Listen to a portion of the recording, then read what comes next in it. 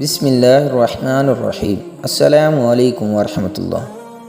صرف وہ پڑھے جس نے جنت دیکھنی ہے۔ ہمارے پیارے نبی صلی اللہ علیہ وآلہ وسلم نے ارشاد فرمایا، جو شخص ہر روز ان کلمات کو پڑھے گا وہ شخص مرنے سے پہلے جنت میں اپنا ٹھکانہ دیکھ لے گا۔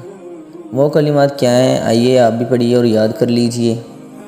سبحان القائم الدائم، سبحان الحی القیوم، سبحان الحی الذی لا يموت، سبحان اللہ العظیم وبحمدہ، سبوح قدوس رب الملائکۃ والروح، سبحان ربی العلی اعلی سبحانہ وتعالی۔